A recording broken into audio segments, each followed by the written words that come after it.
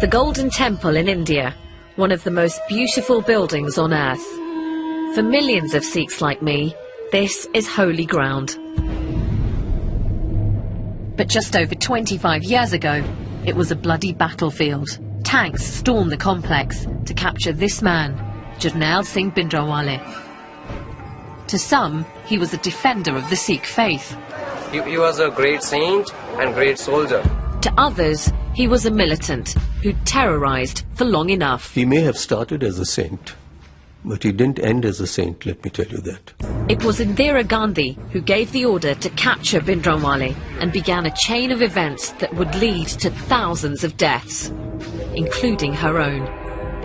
Many Sikhs call this their own 9/11. I'm going back to the madness of 1984 to find out why neighbours became enemies and how a sacred shrine became a killing ground. It was like firing at St Paul's Cathedral in London. This journey will lead me to victims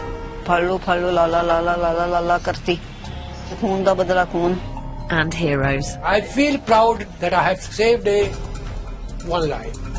And will make me see my own faith in a new way.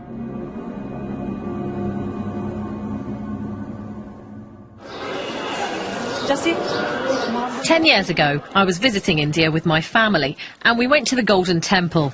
I was shooting a home movie, but then suddenly was overcome by the beauty and significance of the place. It was a truly spiritual moment. Oh, wow. So overwhelming, I had to stop filming.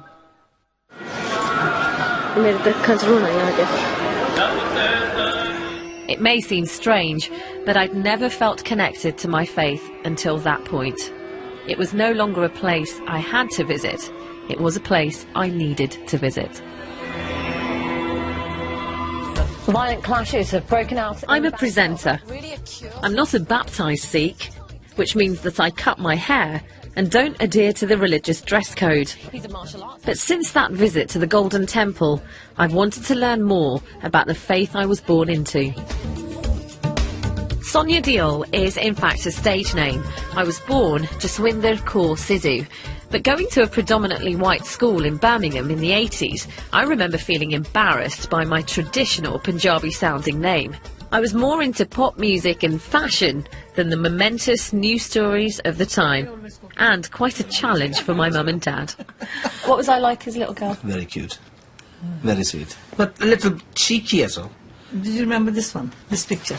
This is going to the Gurudwara, I think. Yeah. I mean, Mum, you used to make me wear some really dodgy Indian suits. I can't believe you made me wear that. But we always think if you try to wear English clothes, you might be a English girl. If you put Indian clothes, suit, takes you to the temple, you might be changed to the... Into an Indian girl. Yes. I may not have become quite the traditional Indian girl my mum dreamed of, but as I've got older, I do now take my faith more seriously. And I regularly go to a Sikh temple or Gurdwara. So this is my local place of worship. It's the Soho Road Gurdwara in Birmingham, and it's always busy. Lots of families coming here every day to worship. And the first thing you do when you come into a Sikh temple is to remove your shoes. Sikhs are followers of 10 enlightened leaders called gurus. The first, Guru Nanak, taught that there is only one God and that men and women are equal. He stressed the importance of service to the wider community, so each Gurdwara has a free kitchen that anyone can enjoy. I've even seen Irish builders having their lunch break in here. The focus of any Gurdwara is the Holy Scriptures, or Guru Granth Sahib. We believe that this is not a book, but the definitive words of the Gurus. I know I'm biased, but my experience is that Sikhs work hard, often unnoticed, for whatever community they're part of. That's why these scenes from 1984 are so shocking. The whole of the front of it has been knocked out. There's rubble piled everywhere. You can only go into one. Because the Golden Temple is the symbol of Sikhism, millions around the world saw the army action quite simply as an assault on their faith. I don't understand why this attack took place and the tragic events that followed afterwards. For me, I think this journey is going to be an emotional one, at times a painful one, and I know it's going to teach me something about my own identity as a Sikh, and how I'm going to cope with that, I don't know.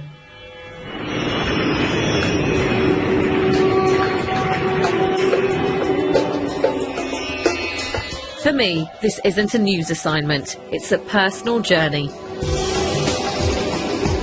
And it begins in the Punjab, in the northwest of India. This is where my family are from. And although I've only been here a few times, it feels good to be back. This isn't going to make sense to some people. I was born and brought up in England, and yet I feel such a sense of connection and a real sense of belonging every time I come here. Just looking out, it's a really warm feeling. I feel very blessed to have two cultures that I take so much from. To understand the events of 1984, I need to find out more about the man at the heart of the story, Jarnail Singh Bhindranwale.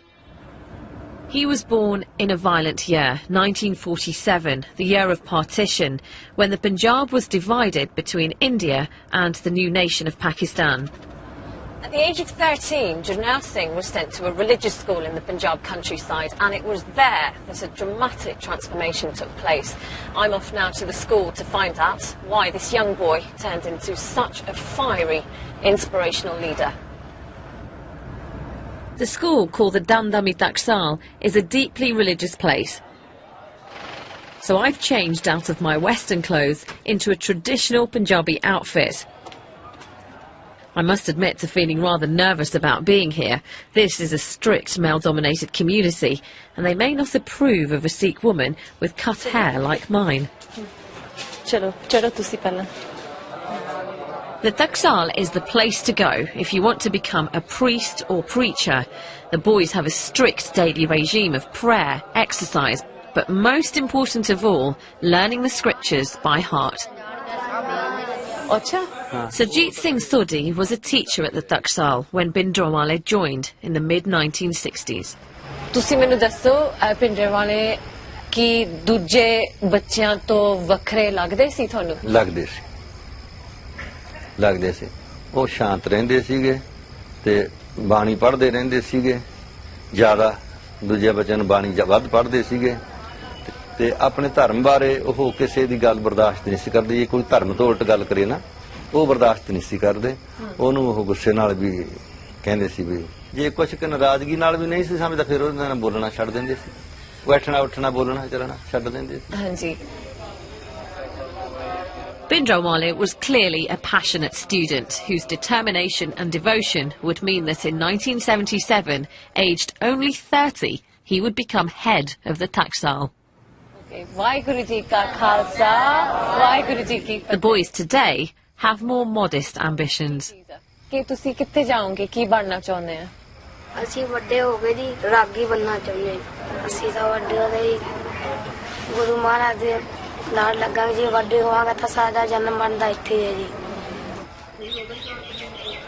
Taksal has posed more questions than given answers.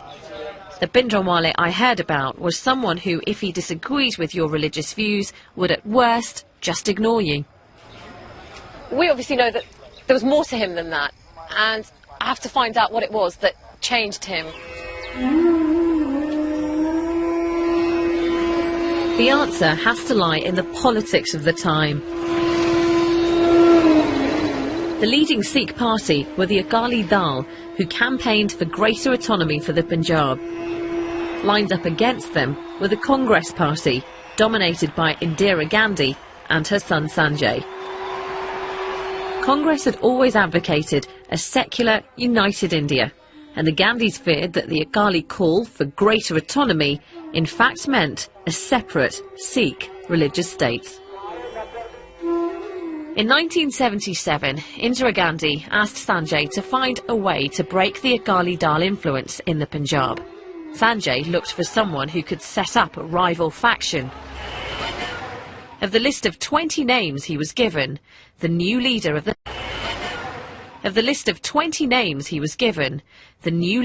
Taksal clearly had the greatest potential. Bhindranwale had become well known for urging village Sikhs to abstain from drink and drugs and not cut their hair.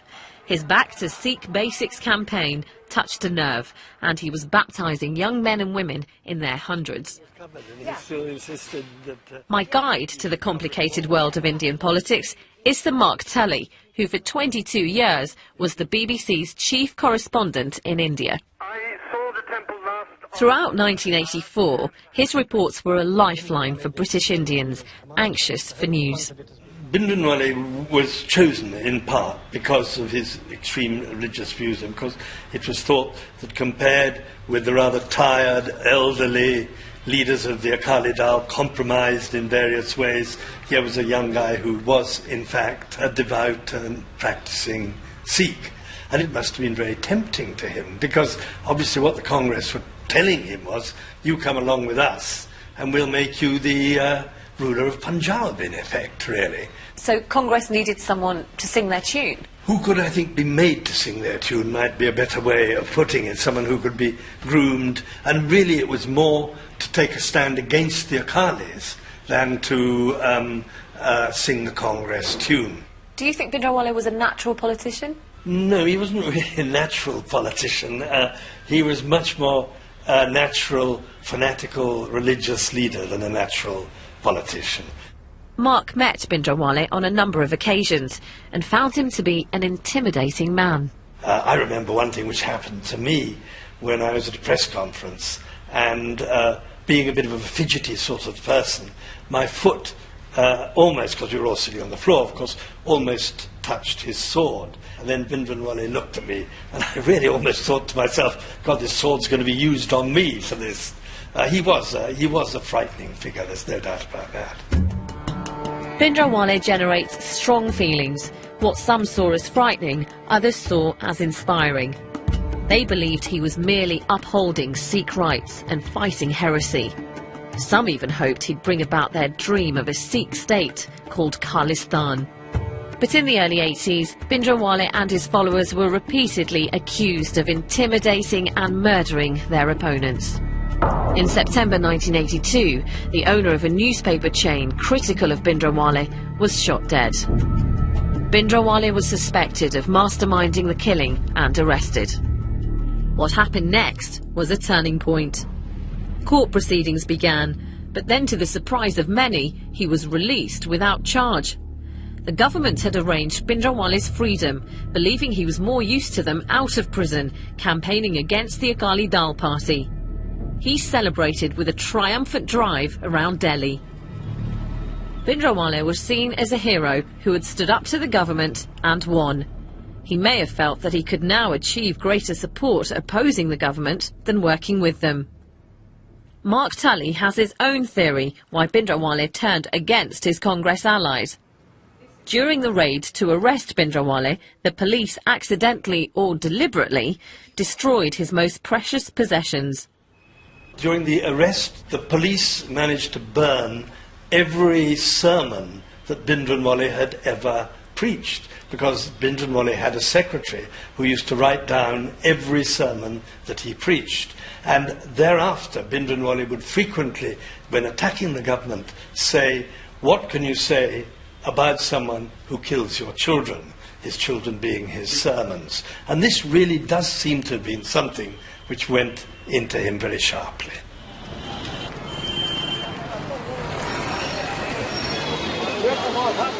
In June 1982, Bhindranwale and a group of his followers moved into part of the Golden Temple complex.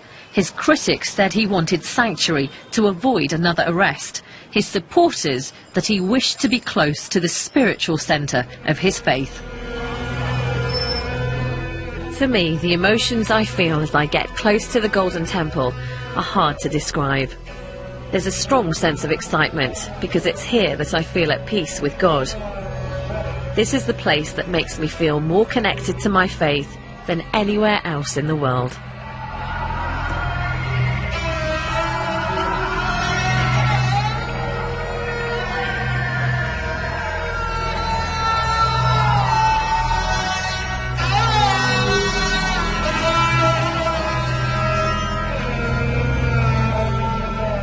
This is the Golden Temple, or Darbar Sahib as Sikhs know it. The reason that this place is so special is because there are the Holy Scriptures, the Guru Granth Sahib, and that's where pilgrims pay their respects in their thousands every day. The temple has a doorway on each side. That's to symbolise access to all, even other faiths. One of the first things I always do at the Golden Temple is to recite prayers from the Holy Scriptures. Although I'm surrounded by thousands of pilgrims, nothing distracts me.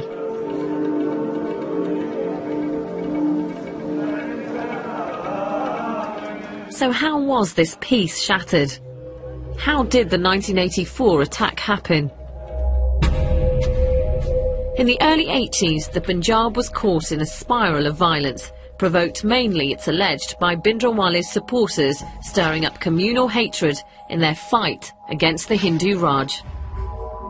Sikhs and Hindus desecrated each other's temples. Buses were hijacked and the Hindu passengers separated from Sikhs and then shot. When the police searched for militants, there were often what they termed encounters, but what others called the killings of Sikhs. This merely strengthened Bhindranwale's cause. Meanwhile, his status grew. Pilgrims to Amritsar were leaving their offerings at Bhindranwale's feet rather than at the Golden Temple. Children were brought to him to be blessed. In November 1983, in a deeply symbolic move, he transferred his headquarters into the Akal Takht, the centre of Sikh political power. As far as the government was concerned, Bhindranwale was out of control. Rajiv Gandhi, now the rising star of the Congress Party after the death of his brother Sanjay, called for him to be expelled from the Golden Temple. Tell him to come and try, was Bhindranwale's reply.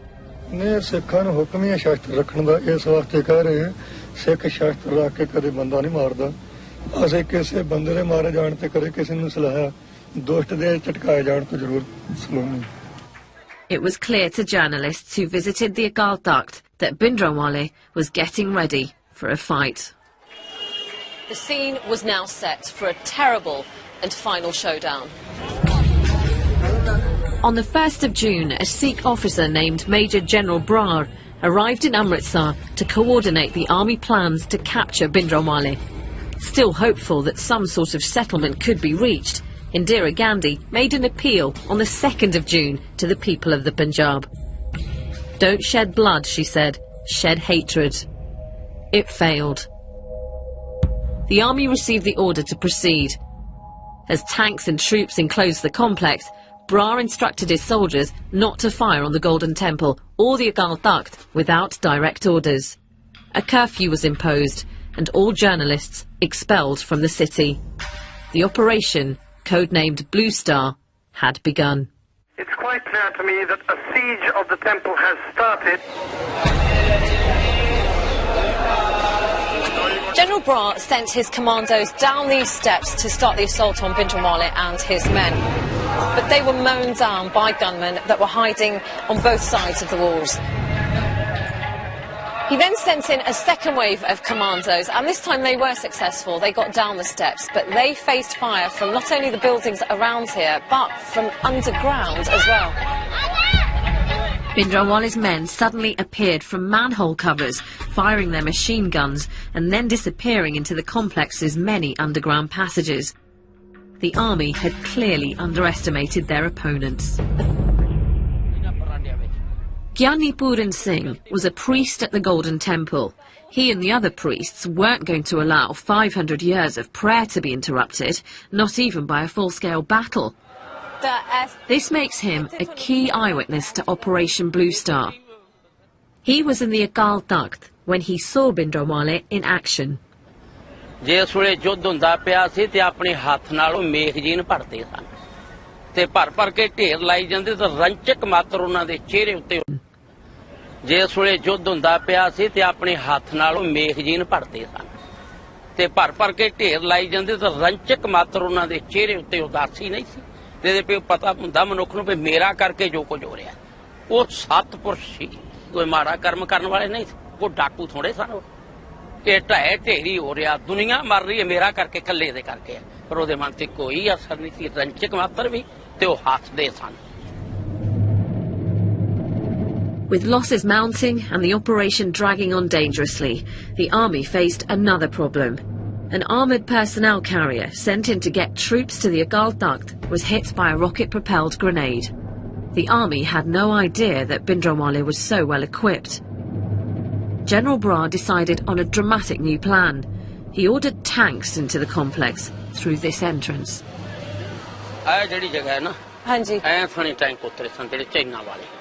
ਇਹ ਜਿਹੜੀ ਹੈ ਇਹ ਬਿਲਕੁਲੋਂ plain ਹੋ ਚੁੱਕੀ ਸੀ। ਅੱਛਾ, ਹਾਂ, ਬਿਲਕੁਲ ਪੱਥਰ ਪੁੱਤਰ ਸਭ ਮਲ ਦਿੱਤੇ ਸਨ ਉਹਨਾਂ ਨੇ, ਤੇ ਪਲੇਨ ਹੋਈ ਐ ਥਾਣੀ ਵੱਡੇ ਟੈਂਕ ਇੱਧਰ ਦੀ ਉਤਰੇ ਆ, ਤੇ ਉਹ ਬਖਤਰਬੰਦ ਗੱਡੀ ਉਹ ਥਾਣੀ ਆਈ ਸੀ। ਤਾਂ ਟੈਂਕ ਇੱਥੋਂ ਤੁਸੀਂ ਦੇਖਿਓ ਸੀ? ਹਾਂਜੀ, ਆਹ ਸਾਰੇ ਉਤਰ ਕੇ ਐਂ ਦੀ ਆਏ ਥੱਲੇ, ਬਾਕੀ ਫਿਰ ਸਾਰੇ ਚਾਰ ਫੇਰੇ ਸਨ।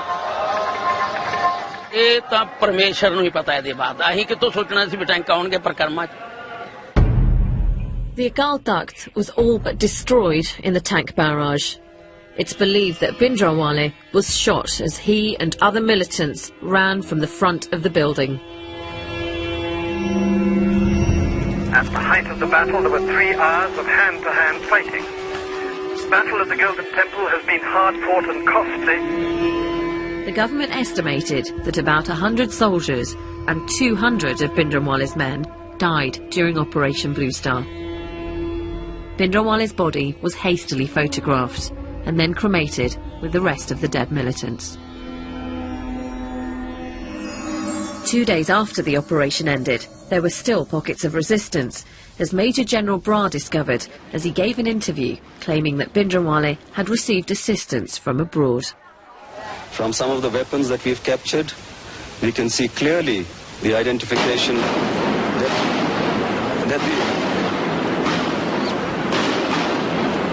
we can clearly establish that these weapons have been obtained from China or Pakistan. But there's another side to Operation Blue Star. It's the story of those caught in the crossfire. When the attack happened, these men, all from the same village, were in the temple complex along with their families and hundreds of other pilgrims to celebrate the anniversary of the martyrdom of the temple's founder. In the early hours of the 6th of June, these men claim the army stormed their hostel looking for Bhindranwale's men. ਸ਼ੀਸ਼ੇ ਵਿੱਚ grenade ਜਿਹੜੇ ਜੇ ਬੰਦੇ ਸਮਝ ਲੈ ਪਾਏ ਸੀ ਉਹ ਠੀਕ ਰਹੇ, ਜਿਹੜਾ ਬੰਦਾ ਬੈਠਾ ਰਿਹਾ ਬੱਚਾ ਸੀ ਪੌਣੇ 2 ਸਾਲ ਦਾ, ਮਤਲਬ ਦੁੱਧ ਚੁਗਾਉਂਦੀ ਸੀ। ਜਦੋਂ ਦੁੱਧ ਚੁੰਗਦਾ ਤੇ ਉਹਦਾ ਗ੍ਰੇਨੇਡ ਨਾਲ ਸਾਰਾ ਪਾੜ ਗਿਆ, ਮੱਥਾ ਇੱਥਾ ਗਲ ਉੱਡ ਗਿਆ ਪਰੇ। ਤੁਹਾਡੇ ਸਾਹਮਣੇ? ਹਾਂਜੀ, ਸਾਹਮਣੇ ਵਿਚਾਲੇ ਬੈਠੇ ਸੀ ਸਾਡੇ। ਇੱਕ ਇਹਨਾਂ ਦੀ ਮੰਮੀ ਸੀ, ਇੱਕ ਮੇਰੇ ਘਰ ਵਾਲੀ ਸੀ, ਇੱਕ ਇਹਨਾਂ ਦੀ ਗੁੱਡੀ ਸੀ, ਤੇ ਇੱਕ ਬੰਦਾ ਅੰਮ੍ਰਿਤਸਰ ਜ਼ਿਲ੍ਹੇ ਦਾ, ਇਸੇ ਜ਼ਿਲ੍ਹੇ ਦਾ ਸੀ। ਉਹ ਚਾਰੇ ਉੱਥੇ ਮਤਲਬ ਮੌਕੇ ਤੇ ਹੀ ਮੌਤ ਹੋ ਗਈ। ਆਹ ਗੋਲੀ ਲੱਗੀ, ਆਹ ਗ੍ਰੇਨੇਡ ਦੇ ਟੁਕੜੇ ਵੱਜੇ ਨੇ, ਇੱਧਰ ਇਹ ਵੱਜਿਆ, ਆਹ ਇੱਥੋਂ ਟੁਕੜੇ, ਆ ਥੋੜੇ ਟੁਕੜੇ, ਆ ਇੱਥੋਂ ਦੇ ਸਾਰੇ 24 ਰੌਣੇ ਵੱਜੇ ਜੀ ਬੱਚੇ ਦੇ। ਤੁਹਾਨੂੰ ਕੋਈ ਵੀ ਖਬਰ ਮਿਲੀ ਸੀ ਆਰਮੀ ਵੱਲੋਂ ਕਿ ਸੰਗਤ ਨਿਕਲ ਜਾਵੇ? ਨਹੀਂ, ਕੋਈ ਖਬਰ ਨਹੀਂ ਮਿਲੀ ਸਾਨੂੰ। ਖਬਰ ਤਾਂ ਜੇ ਮਤਲਬ ਮਿਲਦੀ ਉੱਥੇ ਮਰਨ ਨੂੰ ਕਿਹਦਾ ਜੀ ਕਰਦਾ ਵੀ ਅਸੀਂ ਇੱਥੇ ਮਰ ਜਾਈਏ। ਜਿਹੜੇ ਆਰਮੀ ਵਾਲੇ ਆ, ਜਨਰਲ ਬਰਾਰ, ਉਹ ਤਾਂ ਕਹਿੰਦੇ ਆ ਉਹਨਾਂ ਨੂੰ ਅਟੈਕ ਕਰਨਾ ਪਿਆ ਸੀ ਕਿਉਂਕਿ ਅੰਦਰ ਅਤਵਾਦੀ ਸੀ। ਅਸੀਂ ਤਾਂ ਕੀ ਸੋਚਦੇ ਸੀ, ਨਾ ਤਾਂ ਸਾਨੂੰ ਅਸੀਂ ਅਤਵਾਦੀ ਦੇਖਿਆ ਕੋਈ, ਨਾ ਅਸੀਂ ਭਿੰਡਰਾਲਾ ਦੇਖਿਆ, ਨਾ ਇਹਦੇ ਬਾਰੇ ਹੁਣ ਅਸੀਂ ਕੁਝ ਕੀ ਕਹਿ ਸਕਦੇ ਹਾਂ। ਅਸੀਂ ਤਾਂ ਆਪਣੀਆਂ ਜਾਨਾਂ ਦੀ ਸਿਰ ਬਣੀ ਦੀ ਵੀ ਆਪਦੀ ਜਾਨ ਬਚ। ਜਿਹੜੀ ਜਨਤਾ ਦਾ ਨੁਕਸਾਨ ਕਰਿਆ ਇਹ ਕੱਲੇ ਭਿੰਡਰਾਂ ਦੇ ਖਾਤਰ, ਫਿਰ ਇੰਨੀ ਪਬਲਿਕ ਦਾ ਤਾਂ ਕੋਈ ਫਾਇਦਾ ਹਾਸਲ ਨਹੀਂ ਦੀ। It's hard to get any accurate figures of how many pilgrims died. Maybe it's better not to know. This has been a hard day, talking to the eyewitnesses and picturing the battle in this sacred place. But now I need to hear an account of Operation Blue Star from a very different perspective. I'm waiting for the man who's at the heart of this story, Major General Brar. Because of the controversial decisions he took, he's needed police protection for over 25 years. We've had to keep the details of our meeting secret. I've done many interviews in my career, but none have felt quite so personal. First, I want to know how he copes with the constant threats to his life. It doesn't feel good, but what can you do about it? I got a call from my son who was in America some years ago, 2 years ago, to say that please go onto the net and open up a site. And there, as you open the website, they said, our number one enemy of the Sikhs today is General Kuldeep Singh Brar. There have been 6 assassination attempts on his life, which have not succeeded, but the 7th one will. So those of you who are in favor of joining in for this, click here. Are you scared? I'm not scared. There must be some fear. You're under constant protection. It's in your psychology, it's at the back of your mind, that's about it. The timing of Operation Blue Star outraged many Sikhs. It was launched during an important religious festival. The complex was full of pilgrims like those I met. Many were killed. Why did the army go in at such a sensitive time? The orders given were, please go in as soon as possible because things have gone to a very serious state. Bhindranwale is in total command of the situation, and the longer we allow this to happen, the more difficult it will be later on to curb it. It has nothing to do with any religious sentiments. And the question is that if pilgrims were inside, we lifted the curfew on the 3rd night to allow them to come out, those who wanted to come out. Many came out. But what about the eyewitnesses that said they didn't hear any of the announcements? That's not true. That's not true. I mean, there were loudspeakers blaring away all the time. But the fact is, it's very difficult to distinguish in the middle of the night who's a civilian and who's a militant. The firing is coming and the firing is being returned. And in crossfire, some civilians die and some militants die. It's not easy to differentiate. Why go in when you know there are pilgrims inside? How long do you wait? You wait the next day, we won't be able to go in. But where could Bhindranwale have gone if you had pretty much the whole place surrounded? No, it was not only a question of having the whole place surrounded. We would get surrounded in the next 24 hours. After all, how long can you keep this away from this news from travelling to the hinterland of Punjab? You'd have had thousands and millions of Sikhs with spears, guns, everything rushing to Amritsar, and that would be a very sad situation for a man in uniform. So you went in at that point for the safety of your own army? Not only the safety of our army, we had to accomplish the task. If we don't go in, forget the safety of the army, the task isn't going to get accomplished. But what about your responsibility to make moral decisions? This is the holiest, this is the centre of but I'm very sad. I'm very sad to tell you that it was no longer holy and sacrosanct. So if you're saying that morally we should have thought differently, what about those people who were inside? Was there any sanctity left inside the Golden Temple? Where's the morality of the people who were building bunkers in there and storing ammunition? I'm sorry, I have to disagree with you. What do you say to those people who see Bhindranwale as a saint, actually not a terrorist? He may have started as a saint, but he didn't end as a saint, let me tell you that. There was nothing saintliness about him at the time of Operation Blue Star. In the chaos of battle, the Golden Temple was hit and the sacred scriptures, the Guru Granth Sahib, was struck by a bullet. The Akal Takht all but destroyed. Did he accept any responsibility for the damage done? The responsibility is collective for whatever damage did take place. But the point is, the damage could have been much more severe. But the army held back their weapons at that stage. Wasn't Bhindranwale, and being such a religious man, concerned about the damage that could have been caused to the complex by sticking out and fighting and opening fire from all directions? 25 years on, do you now have any remorse or any regret about what happened? On the actions that I was asked to carry out, I was quite convinced that they were legitimate orders given and they had to be done. The remorse and sorrow is there for those human beings who lost their lives. One feels sorry for them. One doesn't only feel sorry for the innocent people who've lost their lives, but even those who are not innocent, who lost their lives, those who were the militants there, because after all they have families also. And don't ever, those who were the militants there, because after all they have families also. And don't ever think that those who were involved in this operation didn't feel remorse or pity or sadness or sorrow. They did for whatever happened. No one likes to kill. No one likes to destroy. No one likes to hurt. What impact has this had on you personally? It is an enormous impact. once you put on your uniform, you have to accept these things. You have to accept the fact that there will be ups and there will be downs. But was this a price worth paying? I don't know. I really don't know. General Brar is clearly critical of Bhindranwale. In fact, I did meet other Sikhs who felt Bhindranwale should not have been in the Golden Temple complex in the first place, but they weren't prepared to say that on camera. Bhindranwale still has passionate supporters who see him as a martyr and are unhappy with any criticism of their dead leader. Close to the Golden Temple, I came across a bookstall selling all kinds of Bhindranwale memorabilia. What does it say on the back of his t-shirt there? It's written Bhindranwale Babbar Shera. How old are you? I'm 18. 18. And is Bhindranwale a hero for you? Yeah. He was a great saint and great soldier. How are you connecting with what he says? By reading books, by listening from other people. So, you are Indian? I'm Indian, yes. You believe in Mahatma Gandhi? You were not at the time of Mahatma Gandhi, but you say that he is the father of a nation. Why? By listening, by reading books. So same as that. Same with me. As a Sikh boy today, is anyone attacking your faith? Attacking? Not personally, but in schools people attack. But you personally haven't seen anything yourself? Although Satnam feels a sense of injustice, he's clearly struggling to find any evidence to back it up. I'm encouraged that things have changed a great deal since 1984.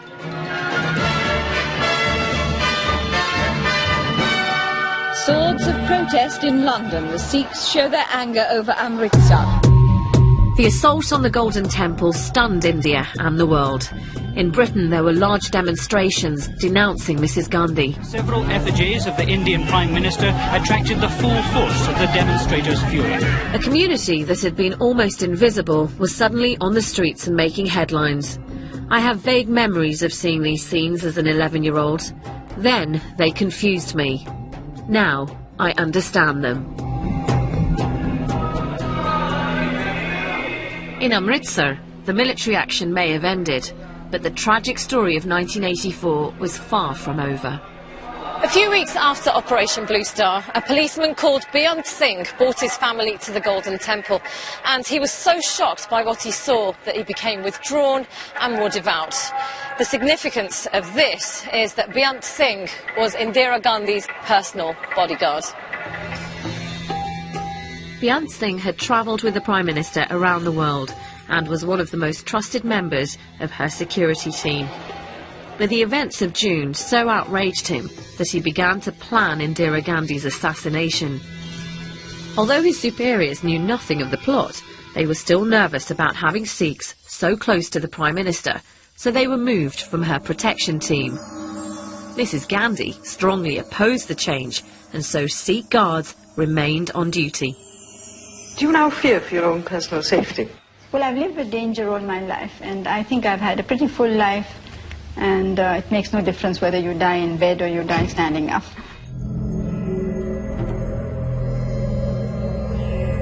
On the morning of the 31st of October, Indira Gandhi left her home in Delhi to take part in a TV interview. As she walked along the path, she saw Beyant Singh on duty and smiled. He drew his revolver and fired 5 shots at close range. An accomplice, Satwant Singh, opened fire with a machine gun. Mrs. Gandhi spun round from the impact and crumpled to the floor. We regret to announce the death of the Prime Minister, Mrs. Indira Gandhi. Beyant Singh was shot dead on the spot, and his accomplice, Satwant Singh, wounded. He was later tried and executed. I'm confused about Indira Gandhi. It could be argued that Operation Blue Star showed she had little regard for the Sikh faith, and yet she retained her Sikh bodyguards against advice. But at present you hold no political office, you hold... Mark Tully knew Mrs. Gandhi well, having interviewed her many times. How did he explain her decision to keep her bodyguards?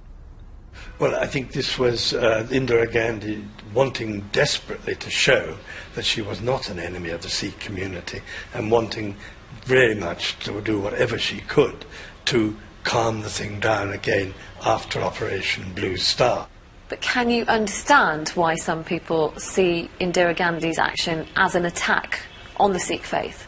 Yes, of course I can understand the deep sorrow, horror of Sikhs. I mean, I know that if someone came and started firing at St Paul's Cathedral in London, I know the way that I would feel. But I do think that also Sikhs should realise that mistakes were made on both sides and that there was a great deal of violence going on, violence done by Bhindranwale's men. In 1948, when Mahatma Gandhi was assassinated, India was stunned. But the fact that the killer was one of their own meant there wasn't a violent reaction from Hindus. But in '84, when the news quickly emerged that Indira Gandhi's killers were Sikh, the world held its breath. How would Hindus now respond? As Mrs Gandhi lay dead in a Delhi hospital, a married couple called Gurmej Singh and Mahinder Kaur set off by train from the Punjab with their baby daughter to start a new life in Mumbai. They carried with them all their possessions and ambitious hopes for the future. They had no idea that Mrs Gandhi had been assassinated and were heading straight for trouble. Train ते जब तुसी चढ़े सी बहुत खुश होने तुसी खुश सीगे ਉੱਥੇ ਅੰਮ੍ਰਿਤਸਰ ਸਾਨੂੰ ਸਾਡੇ ਰਿਸ਼ਤੇਦਾਰ ਵੀ ਮਿਲ ਗਏ ਬੜੇ ਖੁਸ਼ ਸੀ ਕਿ ਰੇਲਵੇ 'ਚ ਬੈਠੇ ਤੇ ਰਸਤੇ ਦੇ ਵਿੱਚ ਦੇਸ਼ ਪਲਟ ਗਿਆ ਆ ਫੋਟੋ ਆ ਮੇਰਾ ਹਸਬੈਂਡ ट्रेन तो चढ़ते एक दिन ਪਹਿਲਾਂ 31 ਅਕਤੂਬਰ ਨੂੰ ਖਿੱਚੀ ਗਈ ਸੀ ਬਹੁਤ ਹੀ ਚੰਗੇ ਸੀ ਹਸਬੈਂਡ ਮੇਰੇ ਮੈਂ ਉਹਨਾਂ ਦੀ ਸਿਫਤ ਕਰ ਹੀ ਨਹੀਂ ਸਕਦੀ ਕਿ ਇੰਨਾ ਚੰਗੇ ਲੱਗਦੇ ਸੀ ਮੈਨੂੰ After 7 hours, the train stopped at a station outside Delhi. Suddenly, a mob surrounded them and surged into the carriage. Follow ਲਾ ਕਰਤੀ ਕੀ ਕਹਿੰਦੇ ਸੀ ਵੀ ਸਿੱਖਾਂ ਨੇ ਸਾਡੀ ਮਾਂ ਮਾਰਤੀ ਹੈ ਖੂਨ ਦਾ ਬਦਲਾ ਖੂਨ ਇਹਨਾਂ ਨੇ ਪਗੜੀ ਵੱਧੀ ਸੀਗੀ ਸਿੱਖ ਸੀਗੇ ਤੇ ਸੀਟ ਤੇ ਬਸ ਬੈਠਿਆਂ ਦੇ ਉਹਨਾਂ ਨੇ ਸਰੀਆ ਮਾਰਿਆ ਸਿਰ 'ਚ ਖੂਨ ਵਗਣ ਲੱਗ ਗਿਆ ਸਿਰ ਦੇ ਵਿੱਚੋਂ ਖੂਨ ਜਾਣ ਲੱਗ ਗਿਆ ਕਹਿੰਦਾ ਵੀ ਮੈਂ ਤੇ ਮਹਿੰਦਰ ਕੋਲੋਂ ਤੇਰੇ ਨਾਲ ਕੋਈ ਘਰ ਦੀ ਗੱਲ ਨਹੀਂ ਕੀਤੀ ਤੇ ਪਰ ਬਚਣਾ ਨਹੀਂ ਮੈਂ ਹੈਗਾ ਅਸੀਂ ਵੜ ਕੇ ਜਿੱਥੇ ਆਪਣੀ ਸੀਟਾਂ ਨੇ ਗੱਡੀ ਦੀ ਸੀਟ ਦੇ ਥੱਲੇ ਲੰਮਾ ਪਾਇਆ ਉਹ ਬਾਅਦ 'ਚ ਫਿਰ ਸਮਾਨ ਲੁੱਟਣ ਆਏ ਆ ਤੇ ਉਹਨਾਂ ਨੇ ਫਿਰ ਲੈ ਗਏ ਸਾਡੇ ਕੋਲ ਖੋਹ ਕੇ ਲੈ ਗਏ ਅਸੀਂ ਖੋਹਨੇ ਆ ਵੀ ਅਸੀਂ ਰੋਨੇ ਆ ਖਪਦੇ ਖੋਹਨੇ ਵੀ ਨਹੀਂ ਅਸੀਂ ਦੇਣਾ One Sikh mother in Mahinder's carriage saved her son's life by quickly tying his long hair into plaits so the mob would think that he was a girl. But the mob were not fooled by Mahinder's attempts to hide Gurmej between the seats. They dragged him onto the platform. ਉੱਪਰ ਲੰਮੇ ਪੈਂਦੇ ਵੀ ਨਹੀਂ ਦੇਣਾ ਹੈਗਾ ਸਾਡੇ ਕੋਲ ਲੈ ਗਏ ਨਹੀਂ ਦੂਰ ਅਸੀਂ ਜਲਦੀ ਵੇਖੇ ਨੇ ਤੇ ਫਿਰ ਜਲਦੀ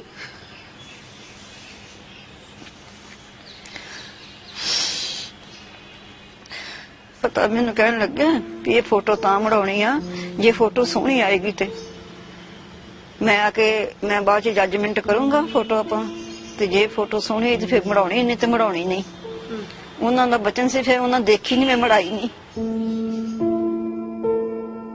It's been a difficult time for Mahinder. Since 1984, she's raised her daughter alone. But recently, after a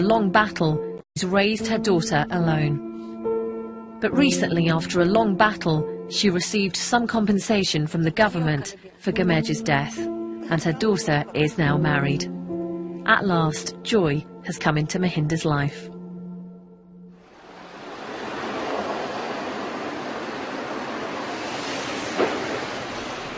Can you just tell us where we're going? To try and understand how the terrible violence began, I'm with Ashok Vahi, a news photographer based in New Delhi. In 1984, he was at the hospital where Indira Gandhi was taken to get shots of the crowd outside. But then he came across a very different story. Firstly, it was not allowed to go inside the hospital. Then one of the hospital security has come. He knows me. And he said, hey, listen, you can have a very good picture that some of the sick boys, young boys, are inside the casualty. Emergency. I went inside.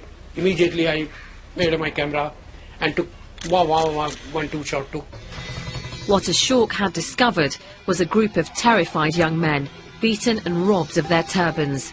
News had got out that Mrs. Gandhi's killers were Sikhs, and a mob was out for revenge. Is that blood on his shirt? Yeah, that is blood. Now you can see their faces. See this boy. See their eyes. How they feel.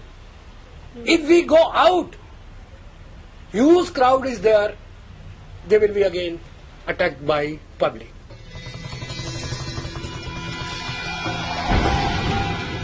As the rioting spread across Delhi, a friend who just arrived by train from the Punjab called Ashok and told him to get to the station as soon as possible.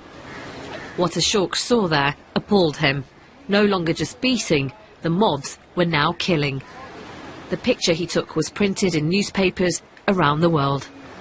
I've just spoken, Ashok, to a woman who lost her husband on a train coming in from Punjab. Her husband was dragged from the train. This could be the train. As a Hindu, seeing all of this happening for the first time in your life. Yeah, that is the first time in my life. How did that make you feel?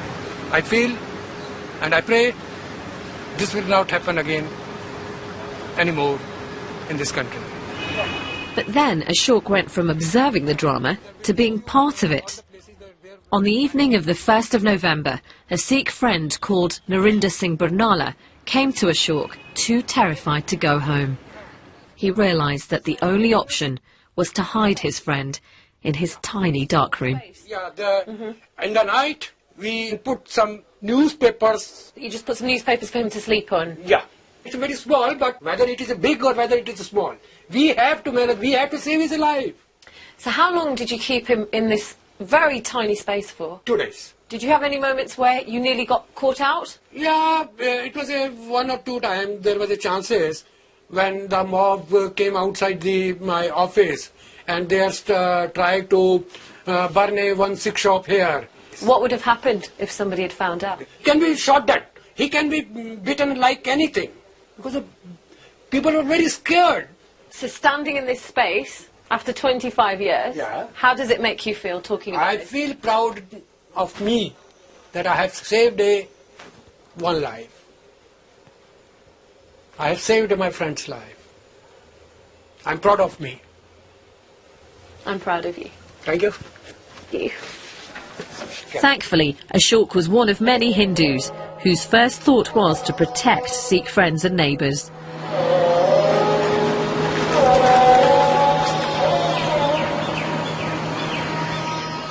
The attacks didn't just happen in central Delhi, where Ashok was. The mobs wanted to kill in greater numbers, so they headed to the outskirts of Delhi, areas like Trilokpuri and Mongolpuri. That's where the Sikh communities lived. Almost every family has a story of murder, burning and beating. He was burned alive in the garage along with the car. At their local Gurdwara, I met 3 men who'd all lost loved ones. Inside is a painting depicting the horrors of the mob violence. The local Sikh community had described their ordeal to a painter, and slowly a macabre picture was created. ਇਹ ਦੇਖੋ ਜੀ ਅੱਗ ਲਾਈ ਹੋਈ ਹੈ ਇਹ ਕੋਈ ਮਤਲਬ ਗੋਲੀ ਨਾਲ ਮਾਰ ਰਿਹਾ ਹੈ ਇਸ ਤਰ੍ਹਾਂ ਮਤਲਬ ਇੱਕ ਜ਼ੁਲਮ ਹੋਇਆ ਹੈ ਮਤਲਬ ਕਿਸੇ ਨੂੰ ਗਲੇ 'ਚ ਟਾਇਰ ਪਾ ਕੇ ਤੇ ਮਾਰਿਆ ਗਿਆ ਹੈ ਕਿਸੇ ਤੇ ਪੈਟਰੋਲ ਛਿੜਕ ਕੇ ਮਾਰਿਆ ਗਿਆ ਹੈ The men's story is made worse by the fact that they alleged that the riots were no disorganized rampage. जो पुलिस सी ਉਹਨੇ ਆ ਕੇ ਸਾਨੂੰ ਧਮਕਾਇਆ ਕਿ ਜਾਂ ਤਾਂ ਤੁਸੀਂ ਆਪਣੇ ਘਰਾਂ ਵਿੱਚ ਚਲੇ ਜਾਓ नहीं तो फिर ਅਸੀਂ ਤੁਹਾਨੂੰ ਮਾਰਾਂਗੇ ਜੇ ਤੁਸੀਂ ਘਰ ਚਲੇ ਜਾਓਗੇ ਤੇ ਅਸੀਂ ਤੁਹਾਡੀ ਰੱਖਿਆ ਕਰਾਂਗੇ ਤੇ ਹਰ ਬੰਦਾ ਆਪਣੇ ਆਪਣੇ ਘਰ ਪਰ ਚਲਾ ਗਿਆ उस दिन फिर उन्होंने गुरुद्वारा साड़िया सब तो पहले गुरुद्वारे साड़ के पर जिस तरह पता लगे भाई घर में असी बढ़ गए हाँ तो फिर उन्होंने अपने बंदे छड़ देते किसी हर घर से कि 100 किसी 200 किसी 50 बंदा समझे ना असं किस तरह कपड़े पा के जनानियां दे कपड़े पा के असं किसी तरह भी जनानियां सानू लुका के ते अपने घरों कटता ते असं बाहर चले गए उस तो बाद जो कुछ होया उन्होंने बीबियां नाल विधवाओं नाल जिस टाइम विधवा प्रेजेंट ने उन्होंने सारी अखां नाल उन्होंने वेखिया। These 3 men had an extraordinary escape. It's estimated that about 3,000 Sikhs were killed in Delhi alone. 50,000 fled the city. It's chilling to think that the violence may have been made worse by those that should have protected them.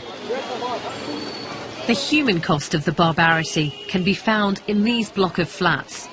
Here, women who lost husbands and sons were resettled in what's become known as the Widows' Colony. For them, what they saw just over 25 years ago is still raw and deeply painful. हम तो दोषी नहीं हुए ना, पर गरीब मार कर दी, 3 बेटे मार दिए, बड़ा मार दिया, पोता मर गया, हमारे घर में मरते तो ना गया ना। आप बताएं, आपके परिवार पर क्या बीती गई, क्या हुआ था? मेरे 4 लड़के, 4 लड़कों को मेरे को जला दिया। मट्टी का तेल दुनिया के कमरे में निकलते रहे, वो घेर घेर के जलाते रहे, टायर भी लगा दिया बीच में दोनों के और आग लगा दी। हाय मम्मी हाय पापा, हाय मम्मी हाय पापा कर रहे और हम उधर रो रहे। आपने देखा, अपनी आंखों से देखा, ये मेरा लड़का मुंडा बड़ा सोटी से मारा, लाठी से, ऐसा सो रहा लड़का हमारा।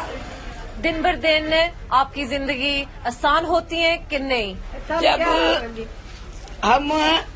हमारा अंतकाल होएगा ना, ये दुख तो कभी भूलने वाला बेटा, जिंदगी में तो भूलने वाला ही नहीं, ये तो नहीं भूल सकते। I didn't realise it was going to get tougher, this journey. Talking to families who have lost several generations, sons, husbands, grandfathers, and all in the name of religion, it makes me feel sick to the stomach. I was just sitting there thinking, for me personally, my dad is my rock. I can't imagine my life without a father figure, without my dad. I can't imagine my life without my dad. And they've lost all their male figures in their family, and that's really hit me more than anything.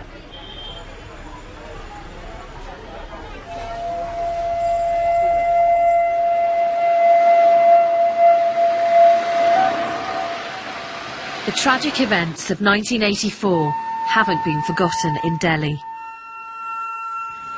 I've been told of a simple ceremony taking place that marks the year in a practical and moving way. Hello, Sat Shri Akal. Harvinder Fulkar is a lawyer who's devoted most of his career to campaigning for justice for those who've lost relatives in the riots.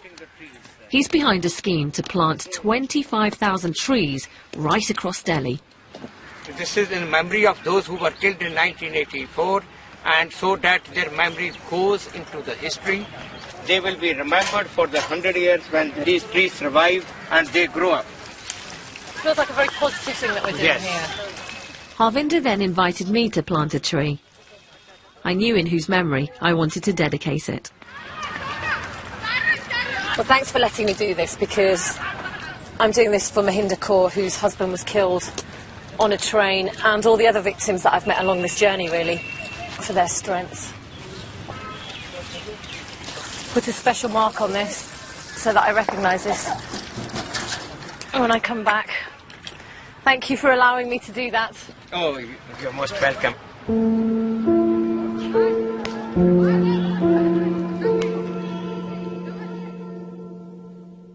One group are trying to take refuge in their temple.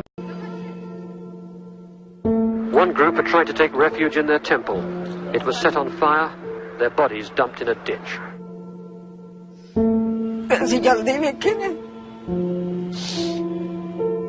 I have saved my friend's life. I'm proud of me.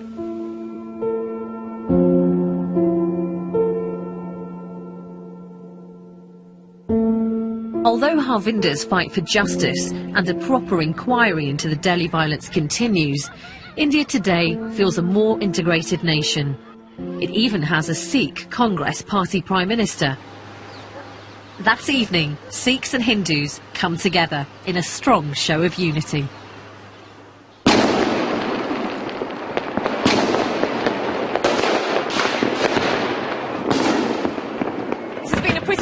Journey for me so far, but what's fantastic about this moment is that it's the festival of Diwali, which is the festival of light, celebrating the victory of good over evil, light over dark. All across Delhi, people were celebrating with the usual Indian disregard for health and safety. How much money have you spent on the fireworks? Few thousand rupees. Yeah, really? 10,000 rupees. This was the first party I came across, and to say that after 2 days of reflecting on mob violence it came as a relief would be an understatement. Who's going to share this with me? 2 families, one Hindu, one Sikh, enjoying the same festival. Politics and religion irrelevant. This is just one street. I don't want to read too much significance into it, but it's hard not to be moved by such a scene.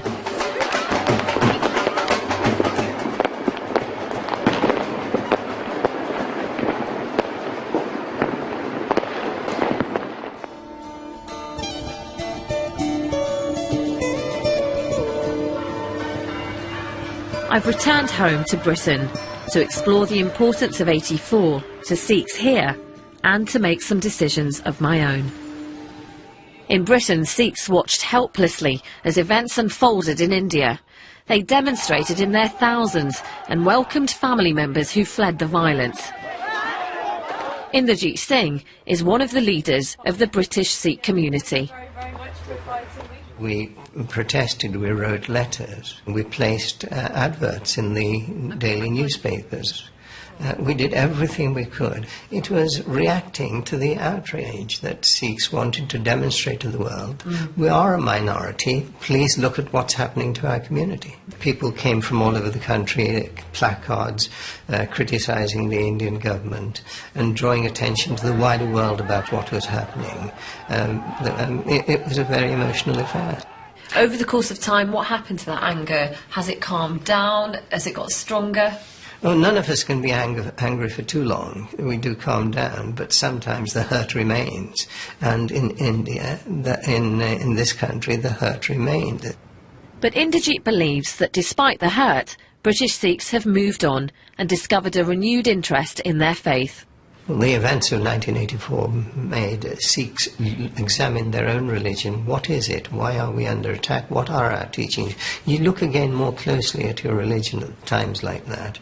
And when in looking closer and looking at the world around you, you realize that Sikh values, Sikh teachings have something very positive to offer. Emphasis on human rights and equality of all people, tolerance, real tolerance, respect for other religions. These things are very important in giving a sense of direction to life. So, in a sense, that is something positive that came out of the trauma of 1984.